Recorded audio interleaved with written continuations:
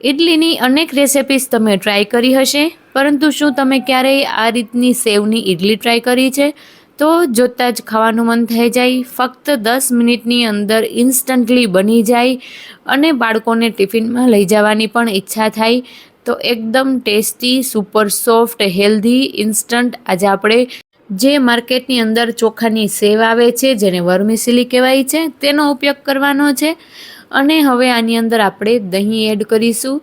આ જે ચોખાની વર્મિસેલી છે તે આનાથી ઝીણી સાઇઝમાં પણ અવેલેબલ છે, પરંતુ તેનો જો આપણે યુઝ કરીએ તો એકદમ કહું તો લચકા જેવું ટેક્સચર થઈ જાય છે. તો આ રીતની જે મીડિયમ સાઇઝમાં મળે છે તેનો જ ઉપયોગ કરવાનો છે. હવે આપણે આને થોડું દહીં એડ કરી 5 મિનિટ માટે રેસ્ટ આપી દઈએ. હવે ત્યાં સુધીમાં આપણે શાકભાજી સુધારી લઈએ. તો અહીંયા પર મેં ધાણા ભાજી, તેની સાથે થોડા લીલા મરચાં અને ગ્રેટ કરેલું ગાજર. તો જનરલી બાળકો શાકભાજી ખૂબ જ ઓછા પ્રમાણમાં જ ખાતા હોય છે. તો આ રીતે જે આપણે અલગ અલગ ડિશિસ બનાવીએ તેની અંદર ગ્રેટ કરીને ઉમેરી શકાય છે. ટેસ્ટ પણ એકદમ સરસ એવો આવે છે અને બાળકો ખાઈ પણ લે છે.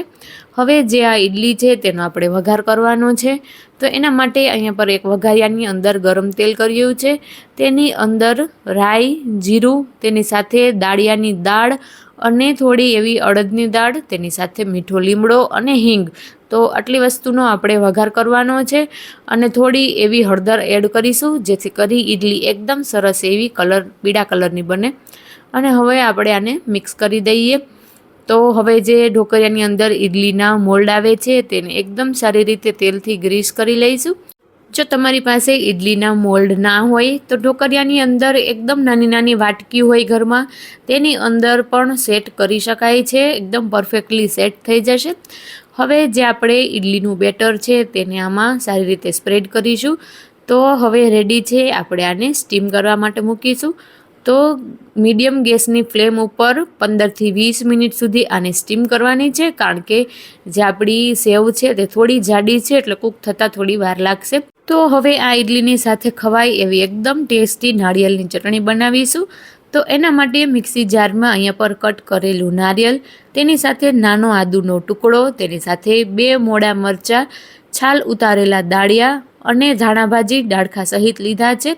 અને હવે થોડું એવું પાણી એડ કરી આની એકદમ સ્મૂધ અને એવી પેસ્ટ આપણે બનાવી લેવાની છે. તો આની કન્સિસ્ટન્સી તમે તમારા એકોર્ડિંગ રાખી શકો. તમારા ઘરમાં જો થીક ચટણી ખવાતી હોય તો થીક રાખવાની, નહીંતર પાતળી રાખવાની. હવે આનો વઘાર જોઈ લઈએ. તો એની અંદર મેં રાઈ, જીરું, અડદની દાળ, દાળિયાની દાળ, તેની સાથે મીઠો લીમડો, હિંગ અને એક લાલ મરચું એડ કર્યું છે નાની સાઇઝનું. તો એકદમ સરસ એવો વઘાર આની ઉપર રેડતા જ સરસ એવી સુગંધ આવે છે. અને ત્યાં સુધીમાં તમે જો તો આપણી જે ઇડલી છે તે પણ બનીને એકદમ રેડી છે. થોડી આપણે ઠંડી કરી લઈશું. ઠંડી થયા બાદ ડીમોલ્ડ કરીશું. તો હાથની મદદથી આરામથી તમે ઇડલીને બહાર કાઢી શકો છો.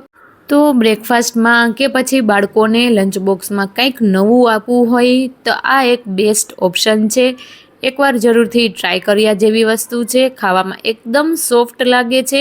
આની અંદર આપણે સોડા કે ઈનોનો ઉપયોગ કર્યો નથી, છતાં પણ એકદમ ફ્લફી અને ટેસ્ટી બનીને રેડી થઈ છે.